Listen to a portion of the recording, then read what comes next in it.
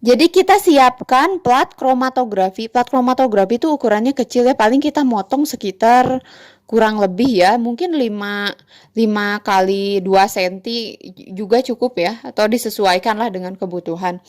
Nah, ini plat biasanya kita ukur pertama ya, ini plat silika nih ceritanya. Plat silika biasanya kita ukur ada yang namanya batas atas dan batas bawah.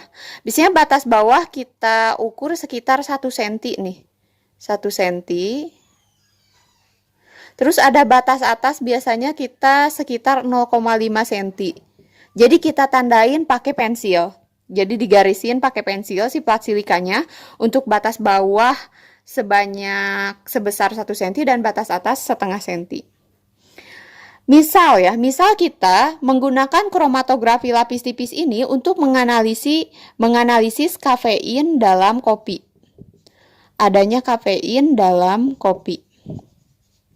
Nah, pertama kita totolkan di sini adalah kita totolkan kafein murni. Kafein murni.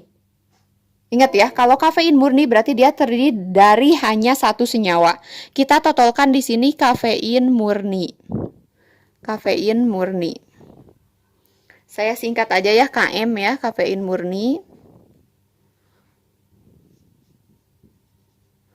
Nah, di satu spot yang lain adalah ekstra kopi. Jadi saya totol kafein murni dan totol ekstra kopi. Setelah ditotol, plat ini saya masukkan ke dalam chamber. Platnya saya masukkan ke dalam chamber, jadi direndam. Nah, aturannya batas bawah plat itu tak boleh terendam. Karena kalau terendam, si totolan ini akan larut ke dalam eluen. Sedangkan harapan kita adalah si eluen akan menarik ke atas zat yang telah kita totol. Zat yang telah kita totol ya. Nah, hasil akhir setelah kita rendam, jadi kita tunggu sampai eluennya naik hingga batas atas. Setelah eluennya naik hingga batas atas, platnya kita angkat. Kita angkat, terus kita keringkan. Nah, biasanya terjadi perpindahan.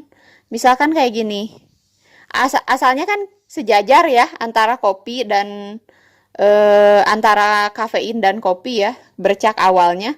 Biasanya setelah kita rendam atau istilahnya sebenarnya setelah kita kembangkan, si spotnya itu akan bergeser. Misalkan gini, kafein murni karena dia terdiri dari satu senyawa, dia akan membentuk satu spot. Misalkan di sini kafein murni. Sedangkan ekstra kopi karena terdiri dari banyak senyawa, bisa menghasilkan banyak spot. Misalkan seperti ini.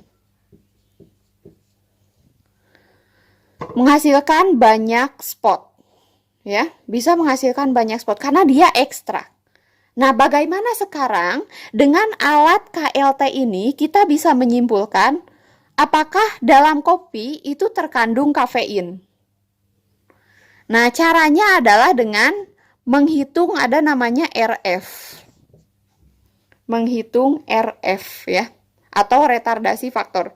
Tapi kalau secara simpelnya nanti kita bahas tentang RF. Simpelnya adalah jika ada bercak yang sejajar dan ketika dicek di bawah sinar UV warnanya sama, maka kita bisa menyimpulkan bahwa dalam kopi itu mengandung kafein. Atau jadi kesimpulannya ya harus dilihat dari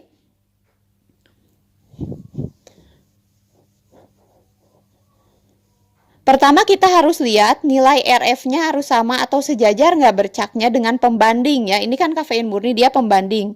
RF-nya harus sama dan warna di bawah sinar UV itu harus sama.